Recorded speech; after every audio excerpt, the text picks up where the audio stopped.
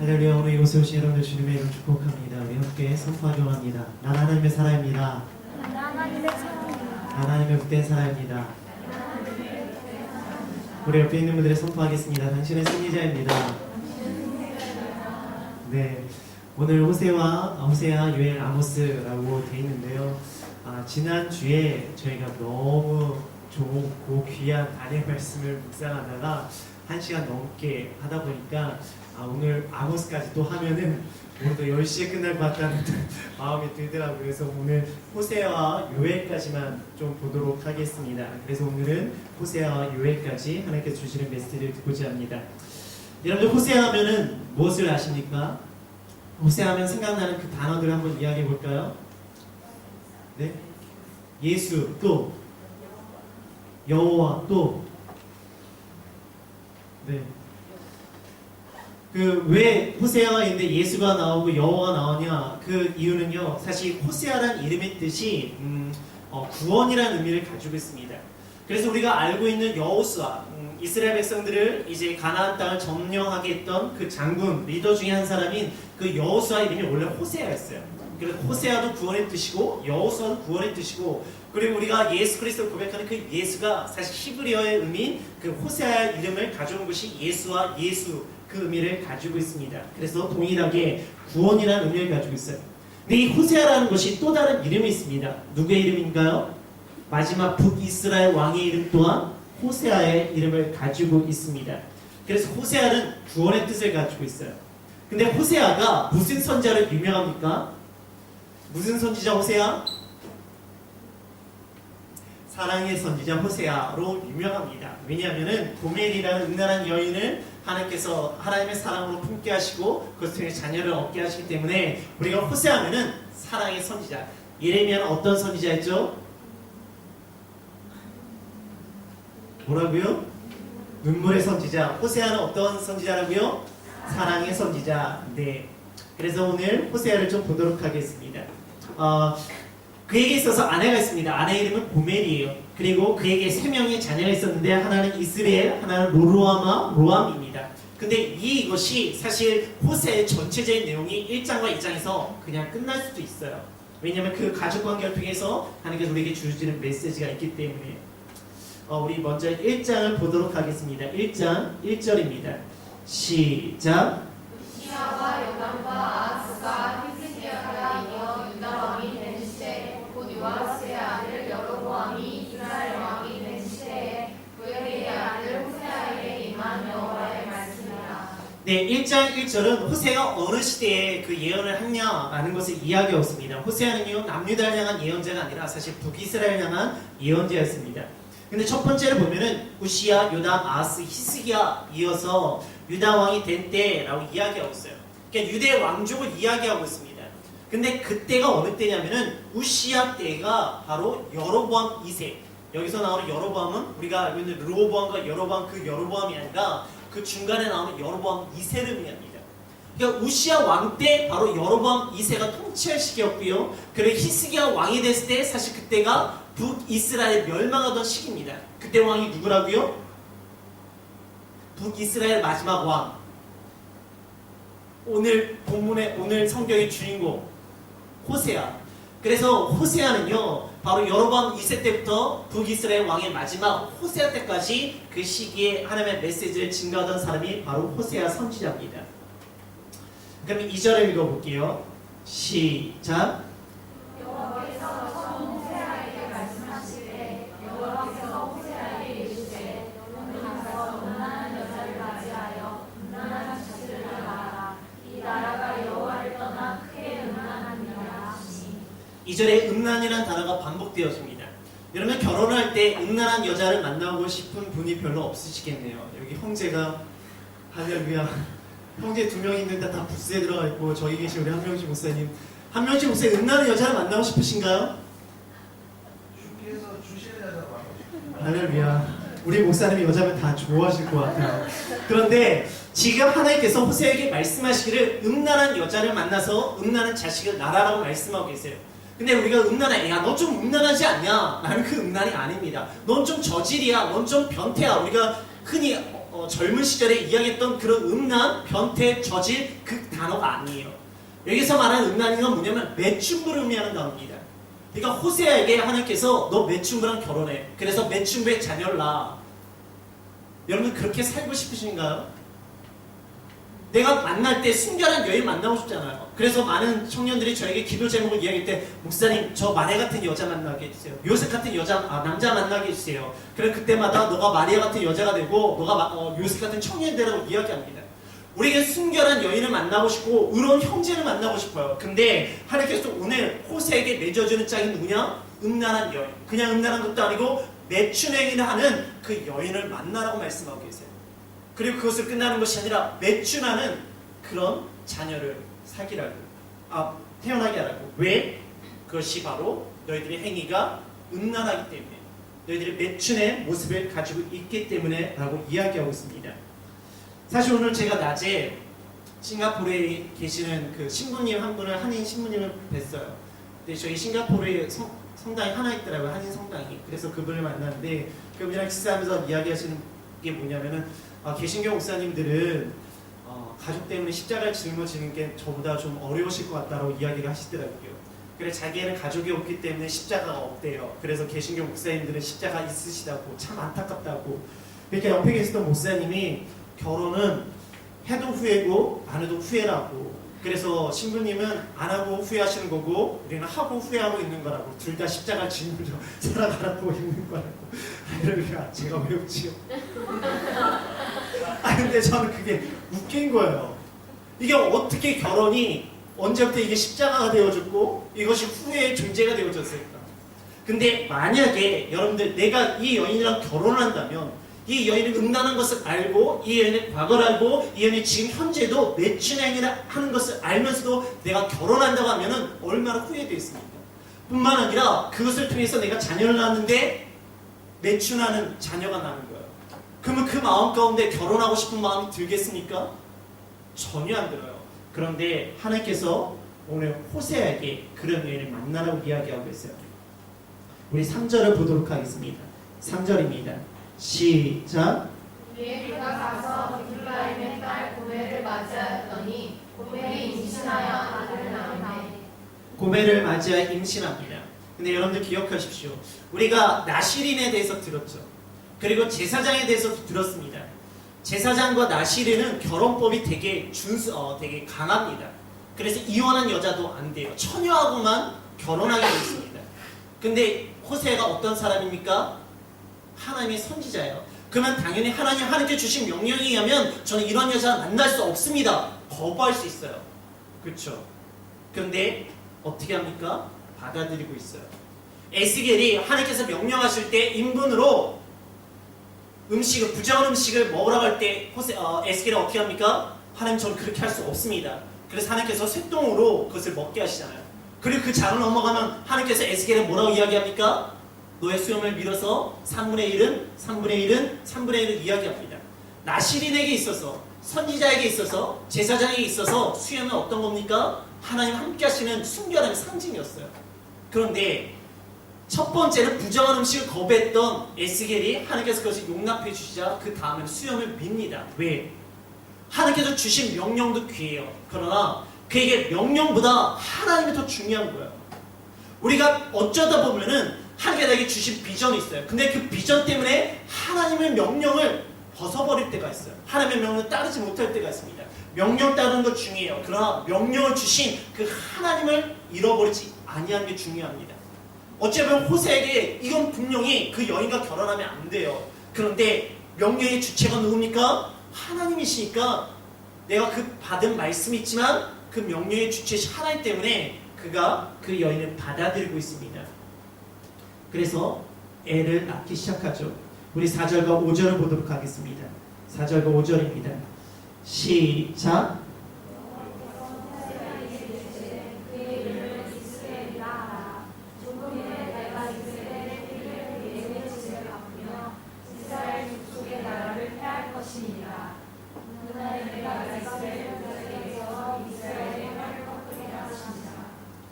여기서 이스라엘이라는 이름이 먼저 등장합니다. 근데 이스라엘이라는 이름의 뜻은 뭐냐면 흩어뿌리다, 파종하다는 뜻을 가지고 있어요. 그래서 이것은 심판을 의미하는 단어로 사용되어집니다. 근데 이게 왜 예후가 나오는가? 예후가 우리가 11개 상을 할 때 기억나시나요? 예후가 나왔던 거. 예후가 어떤 역할을 합니까? 사실 오모리 왕조를 심판하는 인물로 하나님께 세웠던 사람이 예후예요. 우리 열왕기하 9장 21절을 볼게요. 열왕기하 9장 21절입니다.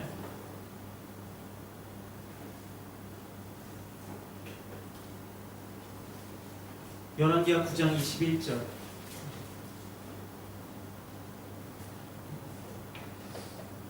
우리 함께 읽어볼까요? 시작. 요람이 이르되 메우라 하매 그의 병거를 메운지라. 이스라엘 왕 요람과 유다 왕 아하시야가 각각 그의 병거를 타고 가서 예후를 만나되 이스라엘 사람 나봇의 토지에서 만나매. 이스라엘 사람 나봇의 토지에서 만납니다. 누구를? 요람이. 이 요람이 누구냐면 오모리 왕조의 마지막 왕이에요. 그래서 이 사건을 통해서 사실 요람이 예후를 통해서 죽는 사건이 연결되어집니다. 근데 이 요람만 이스라엘 지역에서 죽는가? 아니에요. 오모리 왕조를 가장 타락하게 했던 인물이 누굽니까? 아합 왕이에요. 아합 왕을 진짜 타락하게 만든 사람이 누구죠? 이세벨이에요. 이세벨도 어떻게 죽는가? 열왕기하 9장 10절을 보겠습니다. 열왕기하 9장 10절입니다.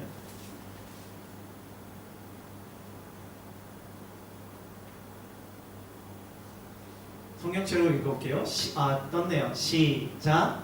이스라엘 전에서 그들이 이세벨을 부르니 그를 전사할 사람이 없으리라 하고 곧 문을 열고 도망하더라. 네, 이건 이세벨을 향한 죽음에 대한 예언이었어요. 그게 어떻게 되는가? 30절이에요. 9장 30절. 9장 30절. 그냥 우리 성경책 보고 읽어볼까요? 여기 떴네요. 시작. 예후가 이스라엘에 오니 이세벨이 듣고 눈을 그리고 머리를 꾸미고 창에서 바라보다가 그러다가 내던져져요. 그래서 이세벨이 떨어져 죽는 거거든요. 그래서 결론적으로 예후가 어떻게 했습니까? 오모리 왕조를 심판했던 장소가 어디냐? 이스라엘이에요. 그런데 오늘의 말씀 가운데 그 예후를 이스라엘에서 거기서 심판하시다고 말씀하고 계십니다. 결론적으로 이스라엘을 심판하시는 거예요.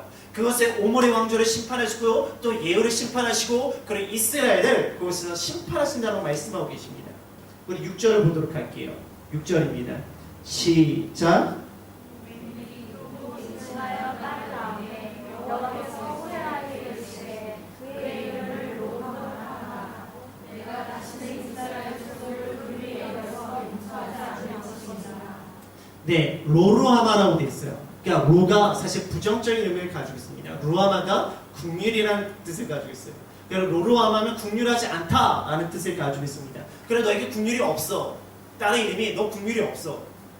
여러분들 이런 이름을 짓는 아버지의 심장이 어떨 거 아마요? 찢어지겠죠. 고멜이란 여인을 만난 것도 힘든데 이스라엘이란 얘를 만난 것도 힘든데 이제는 딸 이름도 너는 국률이 없어 라는 이름으로 불려줘야 됩니다. 그리고 나서 9절을 볼게요. 시작. 여호와께서 이르시되 그의 이름을 로함이라 하라. 너희는 내 백성이 아니요 나는 너희 하나님이 되지 아니할 것이니라. 네, 로가 부정의 의미라고 말씀드렸죠. 그러면 안미는 뭐냐면 내 백성이라는 의미를 가지고 있어요. 그럼 로함미가 뭐냐? 넌 내 백성이 아니야 라는 뜻을 가지고 있습니다. 그래서 이스라엘은 뿌려지고 흩어진다는 의미를 가지고 있고 로루함은 너는 국률이 없다는 의미를 가지고 있고 로함미는 너는 내 백성이 아니라는 의미를 가지고 있습니다. 이거 뭡니까? 하나님께서 호세아와 고멜을 음란한 여인 고멜을 통해서 이스라엘과 하나님과의 관계를 의미하고 있습니다. 그리고 그것을 통해서 그들 가운데 일하는 수많은 백성들의 모습이 뭐냐? 너는 흩어질 것이고 너는 국률이 없고 넌 내 백성이 아니다 라고 말씀하시는 것이 지금 호세아 1장의 모습이에요. 그래서 하나님께서 그 고멜과 호세아의 그 가족 관계를 통해서 하나님과 이스라엘 백성들의 모습을 이야기하고 계세요. 그런데 그것으로 끝나는가? 아니에요. 우리 10절과 11절의 말씀을 같이 읽어보겠습니다. 시작. 그러나 이스라엘 자손의 수가 바닷가의 모래같이 되어서 헤아릴 수 없고 쓸 수 없을 것이며 전에 그들에게 이르기를 너희는 내 백성이 아니라 한 그곳에서 그들에게 이르기를 너희는 살아계신 하나님의 아들들이라 할 것이라. 이에 유다 자손과 이스라엘 자손이 함께 모여 한 우두머리를 세우고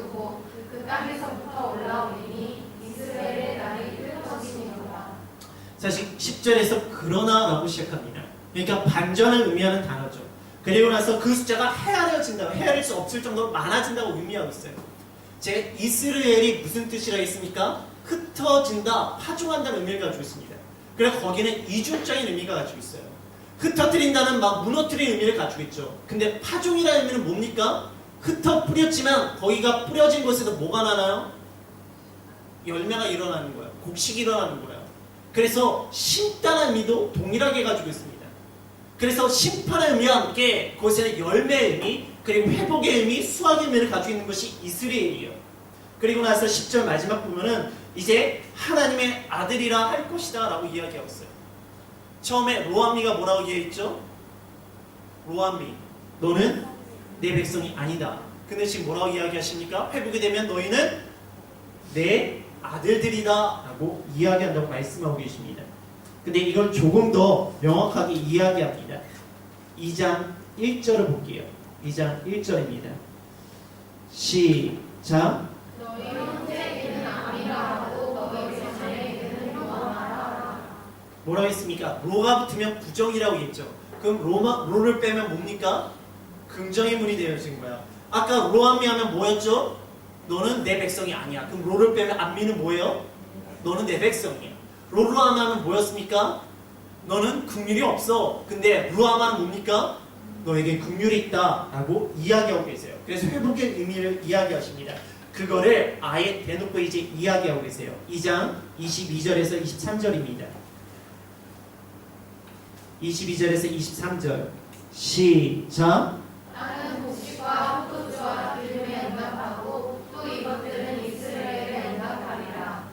내가 나를 위하여 그를 이 땅에 심고 긍휼히 여김을 받지 못하였던 자를 긍휼히 여기며 내 백성 아니었던 자에게 향하여 이르기를 너는 내 백성이라 하리니 그들은 이르기를 주는 내 하나님이시라 하리라 하시니라. 이스라엘이 뭐였죠? 사실 뿌려버리는 거였어요. 그래서 흩어버리고 심판의 의미가 있었습니다. 근데 거기에 또 의미가 있다고 그랬죠? 심는 거. 그래서 심는다라고 말씀하십니다. 로아미가 뭐였습니까? 너는 내 백성이 아니야. 근데 이제는 너는 내 백성이야 라고 이야기하십니다. 너는 너에게 긍휼이 없어. 로루아마라고 이야기했었던 그 자녀에게 이제는 뭐라고? 너에게 긍휼이 있다고. 그래서 루아마라고 말씀하고 계세요. 그래서 호세아 1장과 2장이 사실은 전체적인 내용에 대한 핵심이에요. 호세아와 고멜을 통해서 나온 그 자녀들을 통해서 하나님과 이스라엘 백성들의 모습을 이해하고 계십니다. 그들에게 긍휼이 없었어요. 그들은 하나님의 백성이 아니고 흩어버리시고 심판하십니다. 그런데 하나님이 여전히 그 음란한 백성들을 품으시고 다시 회복시켜서 그들에게 심게 하시고 열매를 맺게 하시고 그들의 긍휼 있게 하시고 그들을 하나님의 자녀로 하나님의 백성으로 삼으신다는 메시지가 바로 호세아의 중심 내용입니다. 그럼 이제는 그 가족을 떠나서 이제 하나님께서 우리에게 주시는 메시지를 다시 보도록 하겠습니다. 우리 3장은요 속량에 대한 내용입니다. 그래서 4장을 넘어가도록 할게요. 4장에 심판의 이유가 있는데 그 이유가 뭔가 1절과 6절을 보도록 할게요. 1절입니다. 시작. 이스라엘 자손들아 여호와의 말씀을 들으라. 여호와께서 이 땅 주민과 논쟁하시나니 이 땅에는 진실도 없고 인애도 없고 하나님을 아는 지식도 없고. 이 땅에 뭐가 없다고요? 진실도 없고 인애도 없고. 근데 결정적으로 뭐가 없습니까? 하나님을 아는 지식이 없는 거예요. 진실과 인애가 뭔가 하나님을 알면 드러나는 것이 진실과 은혜입니다. 그러니까 하나님을 알지 못하니까 진실도 없고 인애도 없고, 그러니까 이 땅 가운데 사람들이 끊임없이 논쟁하고 싸우고 갈등하는 모습이 일어난다는 거예요. 6절을 볼게요. 6절입니다. 시작. 내 백성이 지식이 없음을 너가 아는도다. 내가 지식을 버렸으니 나도 너를 버려 내 제사장이 되지 못하게 할 것이요 내가 내 하나님의 율법을 잊었으니 나도 내 자녀들을 잃어버리리라. 그들이 왜 심판받습니까? 지식이 없기 때문에. 어떤 지식이 없습니까? 하나님을 아는, 여호와를 아는 지식이 없다고 이야기합니다. 우리가 잠언에서 잠언의 주제가 뭐였죠? 여호와를 경외하는 것이 지혜와 지식의 근본이라고 이야기합니다. 여기서 지식이라는 건 뭐냐? 바로 여호와를 경외함이에요. 여호와를 경외하는 게 뭐라고요? 하나님 향해서 두려워하고 하나님께 감사하는 거예요. 그 두려우신 하나님에서 내가 그 하나님에 대한 두려움이 있지만 또한 그 하나님이 이런 나를 받아주신 하나님에 대해서 감사함이 일어나는 것, 그것이 경외예요. 그것을 통해서 내가 하나님 아는 지식이 일어나고 하나님 통해서 내가 지혜가 일어날 때 내 삶 가운데 진실과 인애가 일어납니다. 근데 그들이 하나님의 경외함을 떠난 거예요. 하나님을 알고자 하는 마음이 없는 거예요. 그래서 그들이 어떻게 되었습니까? 음란한 모습이 일어나고 가늠하는 모습이 일어납니다. 5장을 볼게요. 5장 5절입니다. 시작. 5장 5절이 호세아. 시작.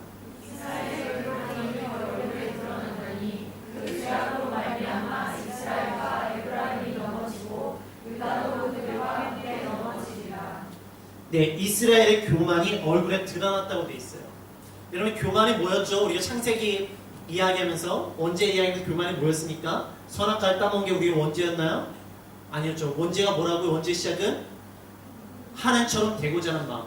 그 하나님처럼 되고자 하는 마음이 뭐냐면은 바로 하나님 없이 내가 하나님이 되는 마음이에요. 그러니까 이 사람들이 하나님에 대해서 알고자 하는 마음이 없어요. 하나님에 대한 경외함이 없어요. 스스로 하나님이 되고 싶은 거예요. 그러니까 얼굴에 그런 교만함이 일어납니다. 그러니까 하나님에 대한 지식은 없고 내 인간적인 경험과 세상의 경험을 통해서 그것을 통해서 살아가려고 하는 모습들. 그럴 때 12절을 볼게요. 12절입니다. 시작.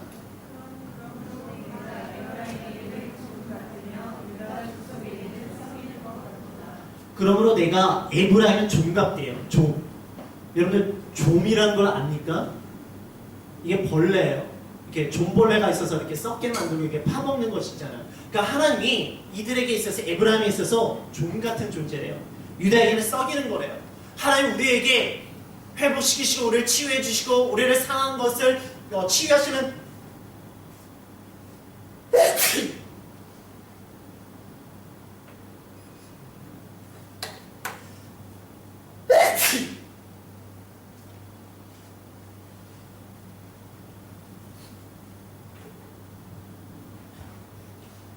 하나님이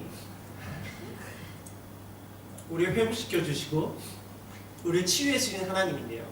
근데 우리 하나님에 대한 지식이 없고 또 하나님에 대한 진실과 인애가 없고 그 대신 내가 하나님이 되고자 하고 내 마음 가운데 교만함이 일어날 때 하나님의 말씀과 하나님이라는 존재라는 자체가 우리를 어떻게 하는가? 힘들게 하는 존재가 되어지는 거예요. 그리고 나서 우리 13절을 볼게요. 13절 시작.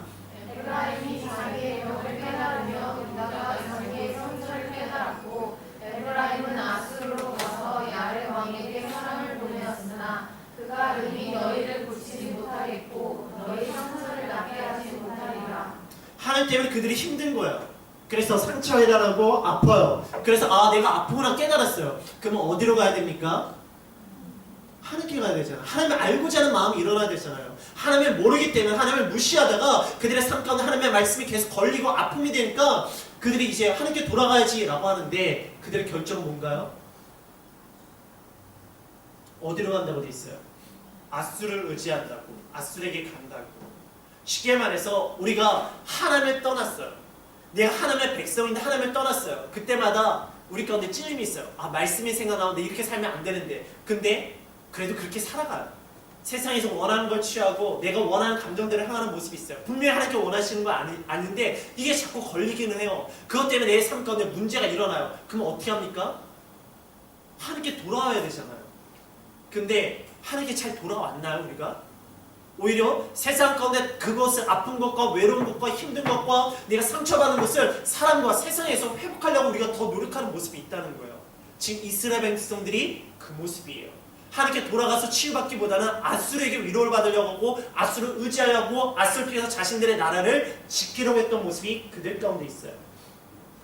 그러자 14절 볼게요. 14절입니다. 시작.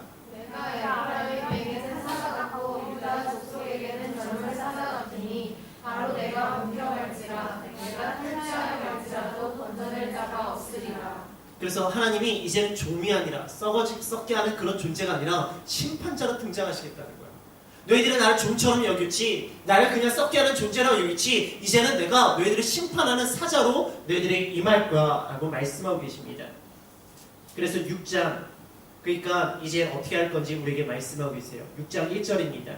시작. 오라 우리가 여호와께로 돌아가자. 여호와께서 우리를 찢으셨으나 도로 낫게 하실 것이라. 어떻게 하신다고요? 어떻게 하라고요? 여호와께 돌아오라고요. 너희들이 그 아픈 걸 깨달았다면 아수르로 가지 말고 누구에게 돌아가라고요? 여호와께 돌아가라고요. 그러면 우리를 싸매해 주시고 우리를 치유해 준다고 말씀하고 계십니다. 여러분 오늘 이 자리에 오셨죠? 잘 오셨어요. 오늘 이 시간 하나님께 여러분을 싸매어 주시고 치유해 주시는 역사를 하나길 주님으로 축복합니다. 그저 지금 이 시간 세상에서 지친 그 마음을 뭐 웹툰을 보거나 아니면은 이렇게 K 드라마를 보거나 아니면 뉴스를 보거나 다른 게임을 하거나 그것이 아니라 정말 하나님께 주신 말씀을 통해서 하나님께 나옴을 통해서 하나님의 위로와 하나님의 평강이 일어나는 그 시간이 되어지기를 주님의 이름으로 축복합니다. 그러면 구체적으로 이제 어떻게 돌아야 될지 말씀하고 이제 6절입니다. 시작. 나는 인애를 원하고 제사를 원하지 아니하며 언제보다 하나님을 아는 것을 원하노라. 뭘 원하신다고요? 나는 인애를 원하고 뭘 원하지 않는다고요? 제사를 원하지 않는다고, 번제를 원하지 않는다고, 하나님을 아는 지식을 원한다고. 오늘 우리가 그래 돌아왔어요. 돌아와서 여기서 뭐 하고 있습니까? 말씀 듣고 예배를 드리고 있죠. 근데 하나님께서 뭐라고 이야기하고 있어요? 나 너희들의 예배 원하지 않아, 제사 원하지 않아, 번제 원하지 않아. 뭘 원하신다고 이야기합니까? 인애를 원한다고 이야기하고 있어요. 근데 그 인애가 어디서부터 오는 거냐고요? 하나님을 아는 지식에서 오는 거예요. 하나님을 알 때 하나님의 속성들이 우리 가운데 일어나는 것 중에 하나가 인애입니다. 우리가 성실도 있어야 되고요, 그리고 공의도 있어야 되고요, 정직도 있어야 되고요, 그 모습들이 일어나야 되는데 인애만 원하는 것이 아니라 사실 초점은 하나님을 아는 지식을 통해서 하나님의 속성들이 우리 가운데 일어나기 원하신다는 거예요. 그럼 어떤 제사의 형식으로 일어나는가 아니라고요. 우리 가운데 뭐가 있어야 됩니까? 하나님을 알고자 하는 그 갈망이 있어야 됩니다. 그것이 뭐라고요? 하나님을 경외하는 삶이에요. 우리 사무엘상 15장 22절에 사실 그 말씀이 뭐냐면 우리가 잘 알고 있는 말씀이에요. 순종이 뭐보다 낫다고요? 제사보다 낫고, 듣는 것이 뭐보다 낫다고요? 수양이 기름보다 낫다고. 이게 동일하게 제사와 번제를 의미하는 단어입니다. 그러니까 하나님께서 원하시는 게 뭐예요? 순종이에요. 듣는 거예요. 그것이 바로 하나님을 경외하기 때문에 하나님의 말씀께서 나아갑니다. 내가 아무리 많은 제사를 드리고 아무리 많은 소제와 번제를 드린다 할지라도 하나님께서 그것 가운데 내가 하나님을 경외함, 하나님을 알고자 하는 마음, 내 마음 가운데 중심이 하나님을 향하지 않는다면 하나님께서 그것을 원하지 않는다고 말씀하고 계세요. 우리 이사야 1장 13절과 14절을 볼게요. 이사야 1장 13절과 14절입니다. 우리 같이 읽을까요? 시작. 헛된 재물을 다시 가져오지 말라. 왜냐하면 내가 가증히 여기는 바요. 월삭사 안식일과 대회로 모이는 것도 그러하니 성회와 아울러 악을 행하는 것을 내가 견디지 못하겠노라. 내 마음이 너희의 월삭과 정한 절기를 싫어하나니 그것이 내게 무거운 짐이라. 내가 지기에 포기하였느니라. 이게 뭡니까? 쉽게 말해서 너희들 주일 예배 드리지 말고 수요 예배 드리지 말고 새벽 예배 드리지 마. 너희들 그 예배 나 지겨워. 드리지 말라고 이렇게 이야기하시는 거예요. 그러니까 오늘 우리는 하나님 내가 오늘 이 시간 하나님 아파요. 그래서 괴로워요. 그래서 주님께 예배 드리러 왔어요. 절 치유해 주셔서 싸매어 주셔야 하는데 이렇게 왔더니 하나님께 원하시는 하시는 말씀 너희들 예배 지겨워. 왜 그런 말씀을 하실까요? 우리 15절을 볼게요. 15절. 이사야 1장 15절입니다. 시작. 너희가 손을 펼 때에 내가 내 눈을 너희에게서 가리고 너희가 많이 기도할지라도 내가 듣지 아니하리니 이는 너희의 손에 피가 가득함이라. 우리의 손에 피가 가득하대요. 우리의 손에 죄가 가득하대요. 우리의 손에 악이 가득하대요. 그래서 너희들 습관적이 드리는 그 월삭과 절기 예배, 너희들 그 소제와 번제의 그 예물들 다 지겨워. 그럼 하나님께서 우리에게 원하시는 예배는 뭔가? 16절과 17절입니다. 시작. 너희는 스스로 씻으며 스스로 깨끗하게 하여 내 목전에서 너희 악한 짓을 버리며 평안을 그치고 선행을 배우며 정의를 구하며 해당하는 자를 도와주며 보아를 위하여 신원하며 과거를 위하여 변화하라 하셨느니라. 하나님께서 원하시는 예배 회복을 많이 이야기하죠. 그래서 우리가 이곳에 와서 정말 열정적으로 예배 드리는 게 예배 회복이다. 맞아요. 그런데 하나님께서는 여기에서 우리끼리 예배를 열정적으로 드리는 예배로 끝나기를 원하지 않는다고요.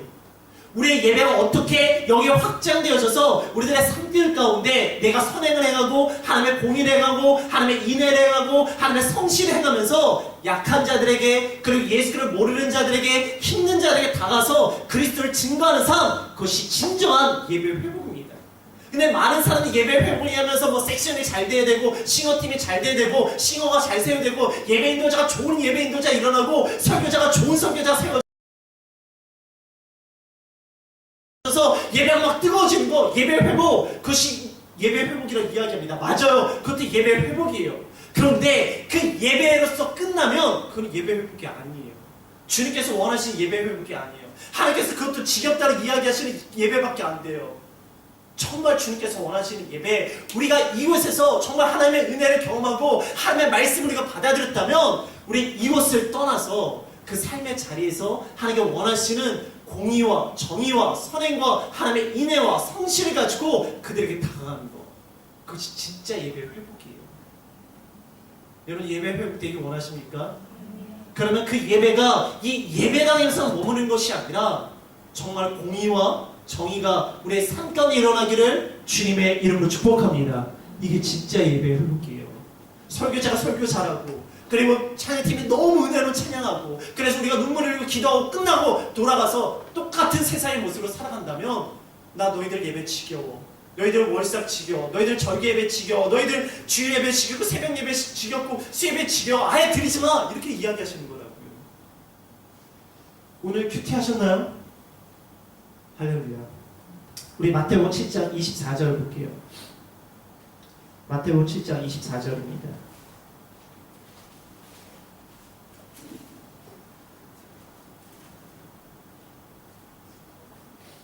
시 7장 24절이에요. 시작. 그러므로 누구든지 나의 이 말을 듣고 하는 자는 그 집을 반석 위에 지은 지혜로운 사람 같으리니. 네, 반석 위에 집을 지은 지혜로운 사람의 이야기입니다. 그 사람은 어떤 사람이라고요? 누구든지 나의 이 말을 듣고 행하는 자. 우리가 말씀을 듣고 예배하고 그것을 끝나는 것이 아니라 예배하는 삶이 일어나야 되고 들은 말씀을 행하는 삶을 통해서 하나님의 공의와 정의가 일어날 때 그곳에서 예배의 회복과 하나님의 진짜 은혜는요, 이곳에서 임하는 게 아니라 우리의 삶의 자리에서 임하는 거예요. 그래서 공의를 행하고 하나님의 의를 행하고 하나님의 인애를 행하고 하나님의 사랑을 행할 때 그때 진짜 은혜가 임합니다. 여러분의 삶에서 진짜 은혜, 내 삶이 모래에서 반석이 되어지는 그런 진짜 은혜를 경험하기를 주님의 이름으로 축복합니다. 우리 7장을 볼게요.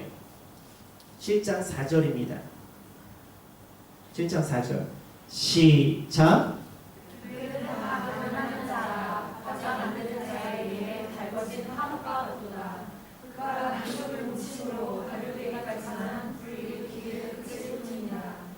그들의 모습이 가늠하는 자인데 막 가늠하려고 막 뜨거운 거야. 너무 가늠하고 싶은 모습을 표현하고 있습니다. 그리고 또 그들의 모습을 어떻게 표현한가? 8절입니다. 시작.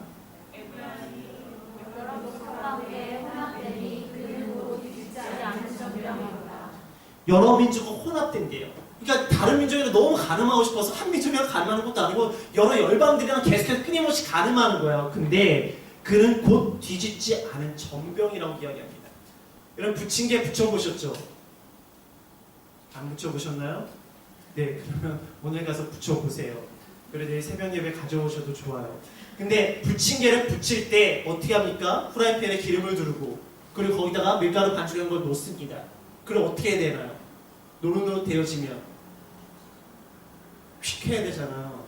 그래서 다시 뒤집어야 돼요. 근데 이건 무슨 의미냐? 뒤집지 않는 거야. 아무리 뒤집어도 뒤집혀지지가 않아요. 그럼 어떻게 될까요? 그 밑에 그 프라이팬에 있는 그면은 타버리고 위에 면은 익지 않는 모습이 일어난다는 거야. 그게 지금 이스라엘 백성이라는 거야. 한쪽 면에서는 종교적인 열정이 있어요. 막 예배드려요. 막 열심히 예배드려요. 근데 다른 쪽 면은 뭐냐? 세상의 모습으로 살아가는 거예요. 근데 그것을 안 바꾸려고 해요. 그들의 모습 가운데 끊임없이 종교적인 모습으로 끝나는 것이 아니라 삶의 모습으로 변화되는데 그냥 종교적 열심만 있는 거야. 예배만 열심히 드는 거야. 말씀만 열심히 듣는 거야. 근데 삶의 변화가 없는 거야. 그게 지금 이스라엘 모습이에요. 그들이 예배 안 했습니까? 아니요. 그들은 산당에서 높은 산에서 막 예배 드리는 거예요. 예배 대상이 잘못됐고 하나님 성전에 하나님도 섬기고 우상도 섬기고 있어요. 열심히 예배 드립니다. 그런데 그들의 모습이 어땠나요? 행음하고 간음하고 우상 숭배하는 모습이 있었어요. 지금 그 모습을 이야기하고 있습니다. 그래서 11절을 보겠어요. 11절 시작. 에프라임은 어려서 그들이 같이 지혜가 없어서 애굽을 향하여 부르짖으며 아수르로 가는도다. 그래서 그들이 애굽으로 가고 아수르로 가고 하나님 의지하기보다는 그들이 세상의 사람들, 힘 있는 자들, 그리고 군사력으로 좋은 자들, 돈 있는 자들을 의지하는 모습들이 그들 가운데 있습니다. 8장과 9장과 10장과 11장은 그들의 죄악들이 끊임없이 이야기합니다. 이제 먼저 10장을 좀 보도록 할게요. 10장입니다. 10장 3절이에요. 시작. 그들이 이제 이르기를 우리가 여호와를 두려워하지 아니하므로 우리에게 왕이 없거니와 왕이 우리를 위하여 무엇을 하리오 하리로다. 그들이 뭐라고 얘기합니까? 여호와를 두려워하지 아니하는 거예요. 여호와 우리에게 어떤 존재이십니까? 만왕의 왕이세요. 우리들의 주권자이십니다. 근데 그들이 여호와 하나님을 받아들이지 않아요. 왜? 교만하니까. 내 스스로가 왕이에요. 그런데 그들의 모습이 어떤 모습이 일어나는가? 5절입니다. 시작. 사마리아 주민이 베다웬의 송아지로 말미암아 두려워할 것이라. 그 백성이 슬퍼하며 그것을 기뻐하던 제사장들도 슬퍼하리니 이는 그의 영광이 떠나가며.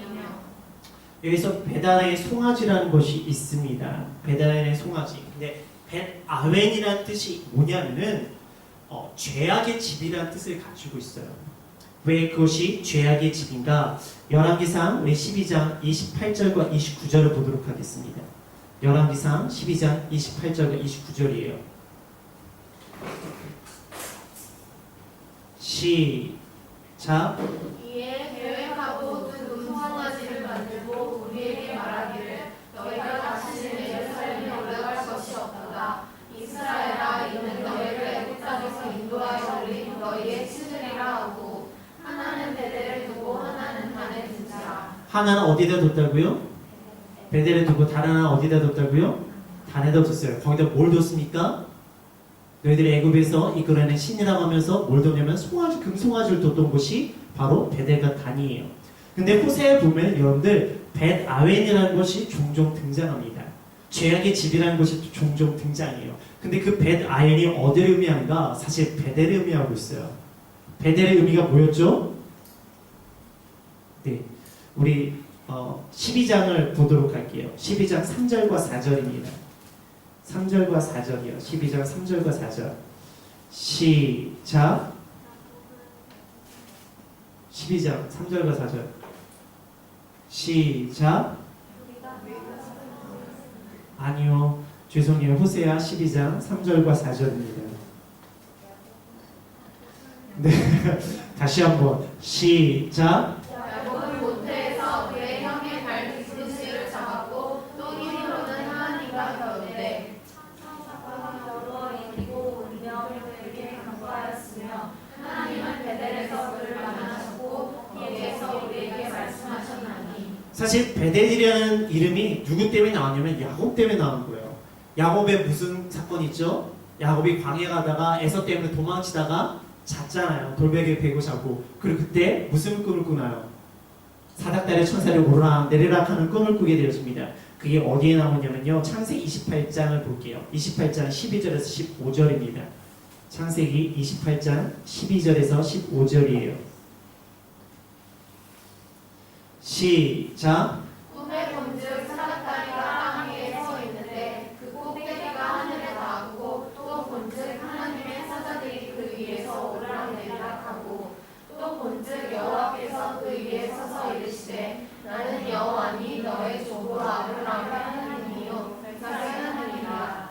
너가 누워있는 땅을 내가 너와 내 자손에게 주리니 내 자손이 땅의 핏줄같이 되어 내가 서쪽과 동쪽과 북쪽과 남쪽으로 퍼져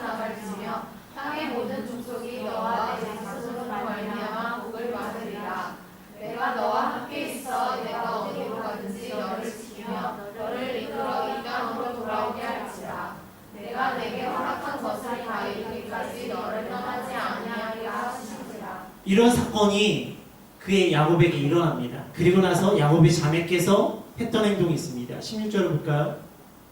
16절입니다. 17절까지인가 보다. 17절이 아닌가요? 17절과 18절이네요. 17절도 읽을게요. 시작. 이에 그녀가 이르되 두렵도다. 이곳이여 이곳은 다름 아닌 하나님의 집이요 이는 하나님의 의로 나가고 야곱이 아침에 일찍 일어나 베개로 삼았던 돌을 가져다가 기둥으로 세우고 그 위에 기름을 붓고 19절입니다. 그곳 이름을 베델에가 하였더라. 이 성의 이름은 루스더라. 그곳의 이름을 뭐라고 했다고요? 베델이라고. 그 이름의 뜻이 아까 17절에서 나왔던 하나님의 집이라는 뜻을 가지고 있어요.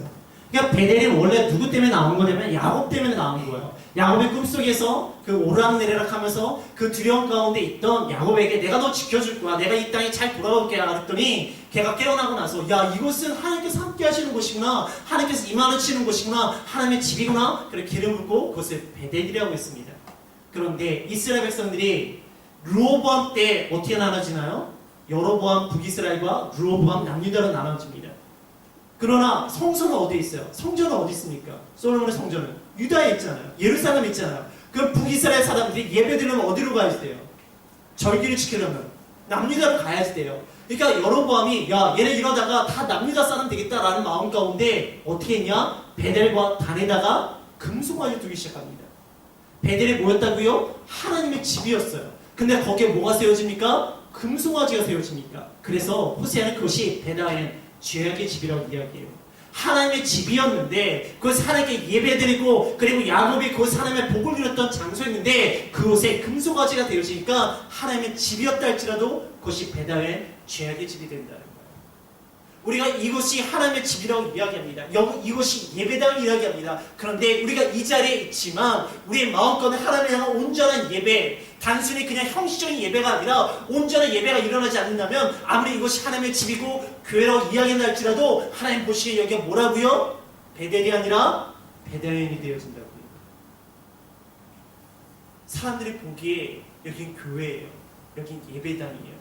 근데 우리 마음 가운데 하나님이 아닌 인간 중심, 내가 중심이 되어지고 내 생각과 감정이 되어지면 아무리 내가 여기서 예배드리고 절기를 지키고 내가 주일 예배를 지키고 수예배를 지키고 새벽 예배를 지킨다 할지라도 이곳은 뭐가 되어진다고요? 배당연이 되어진다. 죄악의 집이 되어진다. 그래서 다시 말씀하고 계십니다. 12장 6절이에요.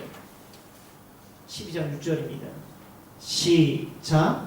그런즉 너희 하나님께로 돌아와서 인애와 정의를 지키며 항상 너희 하나님을 바랄지니라. 아까 인애도 이야기했지만 이번엔 정의까지 이야기합니다. 근데 초점은 뭐라고요? 너의 하나님을 바라보라는 거, 너의 하나님을 알아가라는 거, 너의 하나님을 경외하라는 거, 그것이 초점이에요. 인애와 정의는 누구의 속성입니까? 하나님의 속성이에요. 인애와 정의 그게 뭔가요? 하나님을 알면서 우리 가운데 일어나는 자연스러운 하나님의 속성들이라는 거예요. 그래서 우리가 이 자리에 어떤 모습으로 와야 됩니까? 하나님을 경외함으로, 하나님을 바라보는 것, 하나님을 갈망함으로 하나님이 나의 왕의 주권자가 되어지면 우리가 이곳에 왔을 때 내 삶 가운데 수없이 있었던 그 우상들,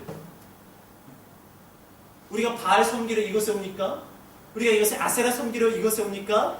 그렇지만 이곳에 바알도 없고 아세라도 없지만 바알이 뭐라고요? 탐욕의 신이라고 말씀드렸잖아요. 아세라가 뭐라고 이야기했습니까? 음란의 신이라고 이야기했잖아요. 쾌락의 신이라고 이야기했잖아요. 우리 가운데 세상의 풍족함, 세상의 쾌락을 가지고자 하는 마음으로 우리가 이곳에 온다면 우리는 이곳에 바알과 아세라가 없고 바알과 아세라를 섬기는 마음도 없지만 하나님을 어떻게 섬긴다고요? 하나님의 바알이 되길 원하는 모습이 있어요. 하나님의 아세라가 되길 원하는 모습이 있어요. 그래서 나에게 풍요로움을 주고 나에게 쾌락을 달라고. 그러면 이것이 베델이 아니라 베델이 된다고요. 우리는요 하나님을 정말로 섬기기 기록 때 하나님을 바라봐야지 내가 만들어버린 하나님이 되면 안 돼요. 오늘 시간 우리의 모습 가운데 정말로 하나님을 알고자 성경에 기록된 하나님을 알고자 그 하나님을 바라보자 그러게 베다인이 아니라 베델 하나님의 집이 우리 마음껏 임하기를 주님의 이름으로 축복합니다. 네, 우리 13장 4절을 볼게요. 13장 4절입니다. 시작. 그러나 애굽 땅에 있을 때부터 나는 내 하나님 여호와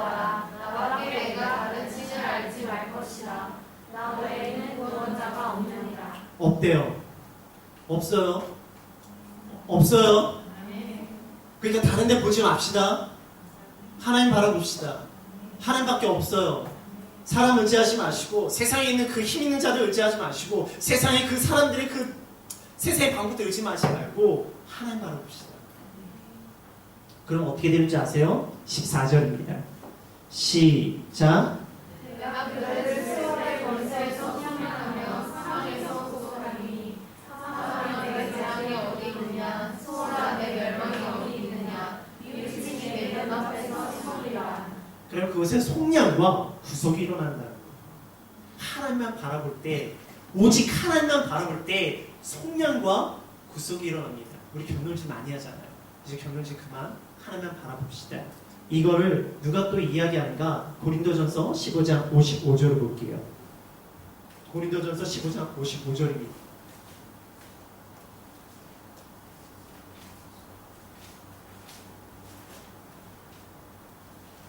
시작. 사망아 내가 쏟은 것이 어디 있느냐 16절까지요? 네, 56절고요. 사망이 쏟은 것은 죄요 죄의 권능은 율법이라. 57절과 58절까지 읽겠습니다. 우리 주 예수 그리스도로 말미암아 우리에게 승리를 주시는 하나님께 감사하노니 그러므로 내 사랑하는 형제들아 변시하며 흔들리지 말고 항상 주의 일에 더욱 힘쓰는 자들이 되라. 이는 너희 수고가 주 안에서 찌르지 않는 줄 알미라. 하나님만 바라볼 때 우리에게 속량과 우리에게 구속을 주신다고 합니다. 누굴 통해서? 예수 그리스도를 통해서. 예수 그리스도에 우리가 속량과 구속을 받을 때 우리는 어떻게 되어진다고요? 사망을 이긴다고 말씀하고 계세요. 그래서 믿기를 주님으로 축복합니다. 아멘. 그러면 우리가 주님을 향한 그 수고가 헛되지 않다는 거예요. 우리 가운데 그 하나님을 향한 열심히 일어난다는 거예요. 우리 인생 가운데 가장 두려운 건 뭡니까? 죽음이잖아요. 그런데 내 하나님을 바라볼 때 예수를 통하여 내가 사망을 이긴다면 우리 가운데 두려울 게 없다는 것이죠. 그러면 하나님을 향한 그 마음이 헛되지 않고 그리고 헛수고가 아니고 그것에 하나님께서 주시는 열정과 기쁨이라 합니다. 여러분 오늘 이 시간 이것을 말씀 듣는 거 헛된 거 아니에요. 너무 귀한 것입니다. 말씀을 듣고 말씀을 배우는 거 너무 귀합니다. 그러하기에 세상의 사람들의 모습을 보면 내가 지금 헛되게 시간을 보내나? 아니요. 귀하게 보낸 줄 믿습니다. 분명히 하나님께서 여러분을 통해서 승리를 주시기를 주님의 이름으로 축복합니다. 그러면 이제 화창한 봄날이 찾아와요. 14장 4절에서 8절 그냥 쭉 읽어볼게요. 이거 그냥 성경책 보면서 읽어보세요.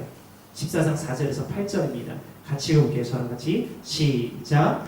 내가 그들의 번역을 고치고 기쁘게 그들을 사랑하노니 나의 진노가 그에게서 떠났습니다.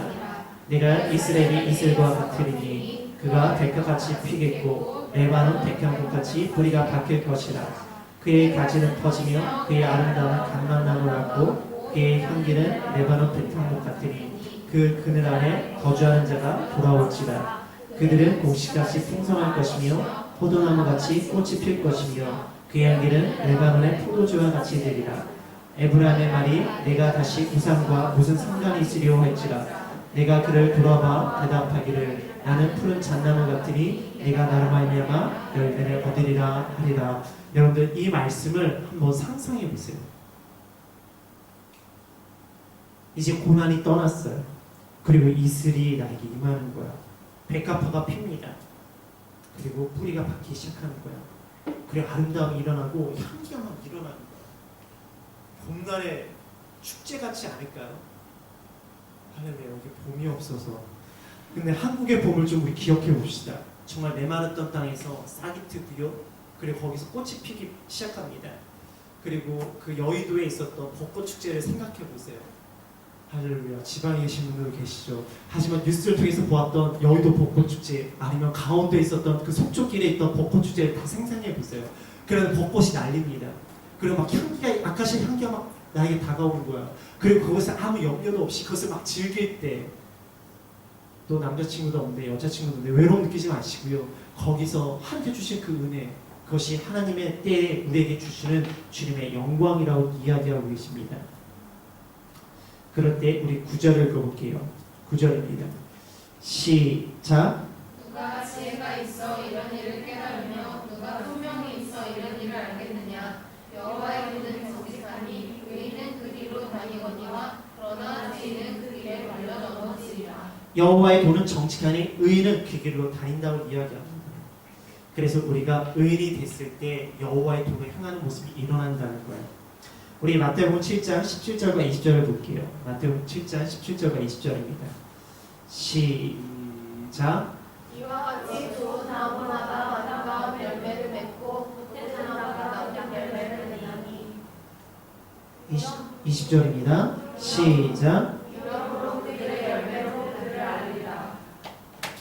여러분, 우리가 구원을 어떻게 얻습니까?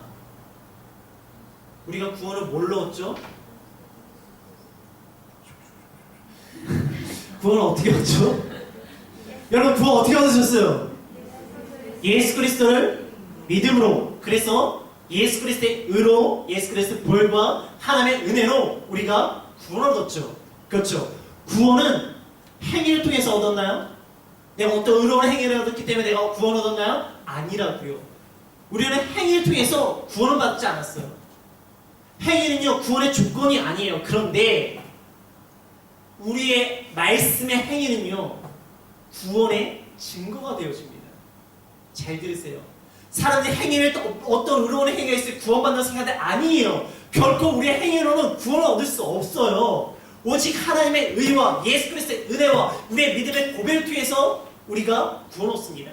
그러면 우리가 어떻게 존재가 변화되어지죠? 믿음을 통해서 구원 얻으면 세상의 사람에서 어떤 존재가 되어지죠? 하나님의 자녀가 되어집니다. 그러면 하나님의 자녀가 되어지면 우리 삶 가운데 일어나는 건 뭐냐? 변화가 반드시 일어나요. 그것이 바로 열매라고 이야기합니다. 그리고 그 열매를 통해서 너가 구원받는지 알 수 있다고 이야기해요. 즉 바로 우리들의 변화된 행위를 통해서 그 구원의 증거가 일어난다고 말씀하고 계십니다. 우리가 하나님의 사람이면요, 하나님의 사람처럼 살아갈 때 야, 너 진짜 구원받았구나 라는 증거가 일어난다는 거예요. 지금 우리들의 모습 가운데 내가 하나님의 자녀라면 하나님의 자녀들께 살아가는 것이 구원의 증거입니다. 근데 아름다운 열매가 일어나지 않아. 그러면 너 구원받은 거 아니야. 그래, 뿌리 뿌째 뽑는다고 말씀하고 계시는 거예요. 즉 행위가 구원의 조건은 아니지만 우리의 행위가 구원의 증거라는 거예요. 구원받은 자는 하나님의 말씀대로 살아가는 삶이 반드시 일어난다는 거예요. 왜? 네 안에 하나님의 자녀의 모습이 있습니다. 내가 의인이 되면은 그리스도의 의를 따라가는 모습이 일어난다는 거예요. 오늘 시간 정말로 우리가 예수를 통해서 정말 승리가 되어지고 예수를 통해서 우리가 믿음의 삶을 살아가고 있다면 이것이 우리가 말과 우리들 안에 있는 것으로 끝나는 것이 아니라 반드시 거기에는 듣고 행하는 삶, 그리고 아름다운 열매를 맺는 사람이 일어난다는 말씀하고 계십니다. 오늘 이 시간 우리가 정말로 하나님께 돌이킨다면, 하나님께 나아간다면 우리 가운데 아름다운 회개의 열매, 주님께 돌이키는 열매가 일어나기를 주님의 이름으로 축복합니다. 그럼 우리 요엘로 바로 넘어갈게요. 요엘은요, 여호와는 하나님이시다라는 뜻을 가지고 있어요. 요엘이 유명한 게 있습니다. 뭐가 유명한가? 요엘은요, 구약의 성령절입니다. 우리 찬양 잘하는 중에 그 찬양 알죠? 제가 갑자기 가사가 생각 안 나는데 한 명씩 목사님 아실 거예요. 무슨 찬양이죠? 마지막 날에. 그 다음에 뭐죠?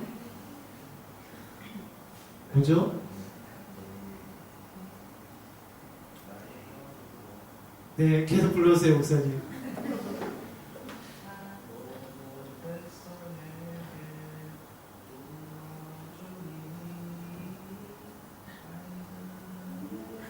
좀 이상해요. 좀 이상해요. 마지막 날에 그 찬양이 사실 이 요엘서 말씀이 시작이에요.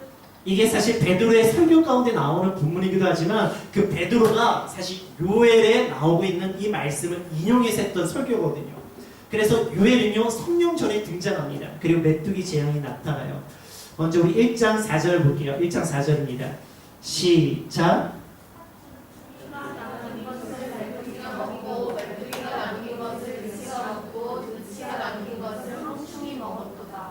이게 뭐냐? 메뚜기, 황충, 늪, 뭐 다 비슷한 거예요. 메뚜기예요. 메뚜기 종류예요. 근데 내용이 뭐냐? 그냥 다 없애버리겠다는 거예요. 남는 거 없이 싹 없애버리겠다라고 이야기하고 계십니다. 그래서 심판의 장소를 이야기하고 계세요. 그리고 나서 15절을 볼게요. 15절입니다. 시작. 슬프다 그러나 여호와의 영이 가까우니 곧 멸망같이 전달자에게 그날이 바로 여호와의 날, 멸망의 날에 대해서 말씀하고 계십니다. 그래서 그날은 어떤 날인가? 2장 1절에서 3절입니다. 시작.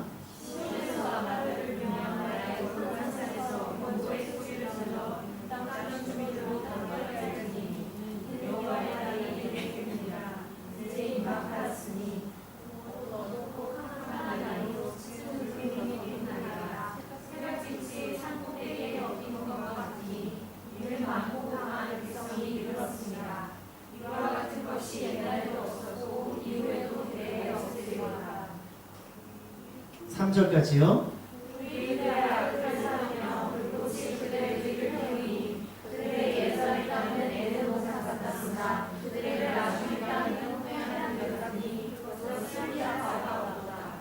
네. 지금 여호와의 날이 어떤 날입니까? 심판의 날이에요. 그날에 대해서 나팔이 일고 호가 일어나고 그리고 어둠이 일어나고 에덴 동산이었던 것이 황무한 뜰이 되어진다라고 이야기합니다. 근데 요엘이 이 예언을 할 때가 언제냐면 BC 830년경으로 보고 있어요. 그때가 어떤 때냐면 여러분들 북이스라엘이 BC 722년에서 721년에 멸망했다고 봅니다. 즉 100년 전의 상황이에요. 100년 전에 이런 일이 일어날 거야 라고 이야기하면 여호와의 날을 말을 하고 있습니다. 이 여호와의 날은 이제 하나님이 안 되겠다, 내가 너희들의 역사에 개입하겠다 라는 날이 바로 여호와의 날이에요. 근데 이 여호와의 날이 이중적인 의미가 항상 있습니다. 심판의 날이지만 어떤 날입니까? 회복의 시작의 날이에요. 쉽게 말해서 수술 날짜예요. 메스가 다가오면서 우리가 아픔이라 할 수도 있고 괴로움이 있고 그럴 수도 있지만 그것을 통해서 우리가 다시 회복되어지는 날입니다. 예레미야 이야기하면서 예레미야의 뜻이 뭐라고 얘기했죠? 예레미야가 흩으시다 라는 의미를 가지고 있다고 말씀드렸어요. 근데 예레미야가 흩트는 것으로 끝나는가? 아니, 예레미야는 세우시라는 뜻을 또한 가지고 있습니다. 에스겔을 말할 때 에스겔은요 강하게 하신다는 말씀을 가지고 있었어요. 근데 에스겔의 심판의 내용이 많아요. 근데 그 심판을 통해서 하나님께 이루고자 하는 목적이 뭐라고요? 우리를 강하게 하시는 거예요. 그래서 에스겔의 환상이 뭐죠? 마른 뼈의 환상이잖아요. 마른 뼈에서 그것들이 막 다 메마르는데 결론적으로 어떻게 되었습니까? 그 뼈들이 나중에 하나님의 강한 군대가 되었다라고 되어 있잖아요. 그리고 우리가 이스라엘 방금 보았습니다. 이스라엘의 뜻이 뭐였죠? 흩어버리다. 그런데 그것의 또 한 뜻은 심다란 뜻이 있습니다. 그래서 열매가 일어난 뜻을 가지고 있어요. 요엘 역시 여호와의 심판의 날을 이야기하지만 동일하게 그 심판의 날은 멸망의 날이기도 하지만 동일하게 그날은 회복의 날을 의미하고 있어요.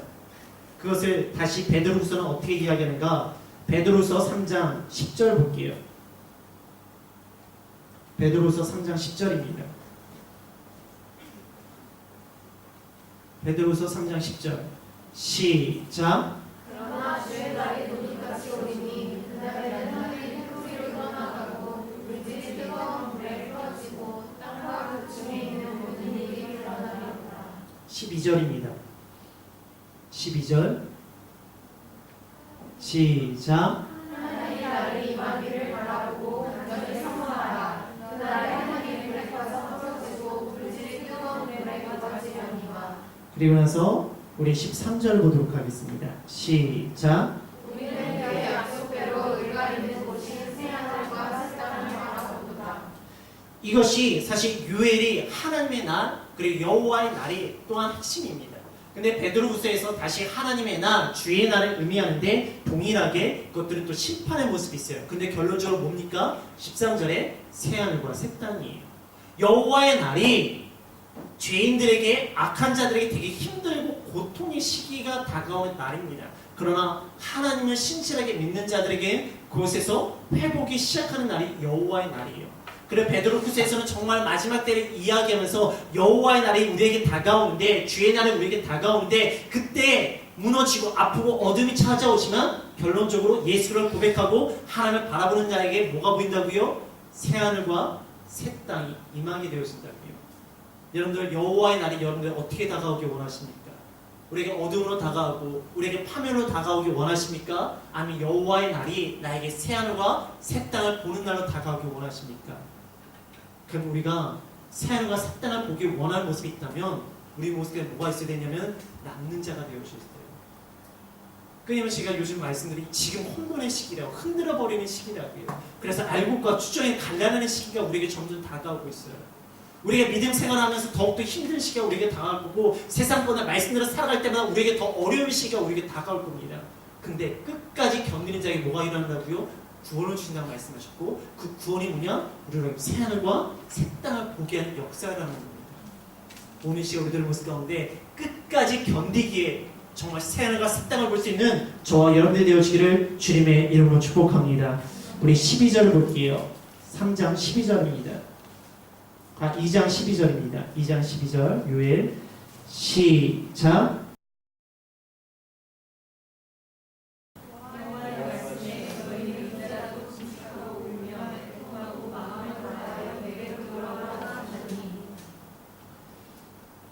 울며 애통하며 돌아오래요. 근데 뭐 하지 말라고 이야기합니까? 옷이 아닌 뭘 찢으라고 이야기해요? 마음을 찢으라고. 정말 중심에서 일하는 모습이 일어나야 된다고. 그러면 어떻게 하는지 아세요? 하나님께서 18절을 볼게요. 18절 시작.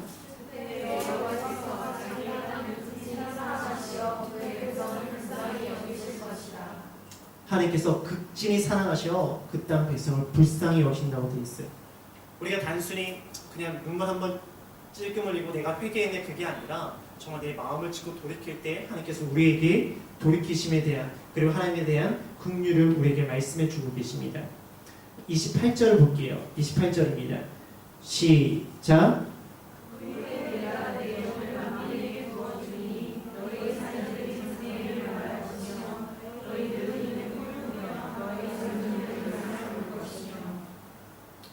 33절입니다. 시작. 33절. 죄송해요. 32절입니다. 시작.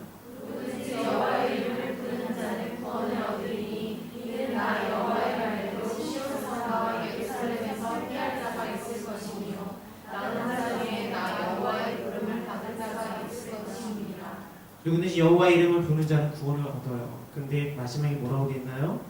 남은 자 중에 여호와의 부름을 받을 자가 있을 것이다 라고 말씀하고 계십니다.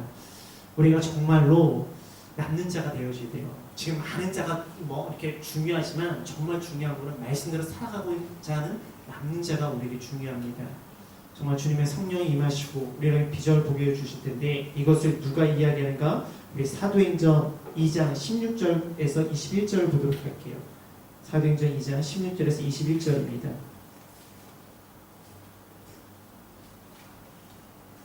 시작. 이는 곧 선지자 요엘을 통하여 말씀하신 것이니 이렇듯. 계속 넘어갈게요. 계속 넘겨주겠어요. 17절.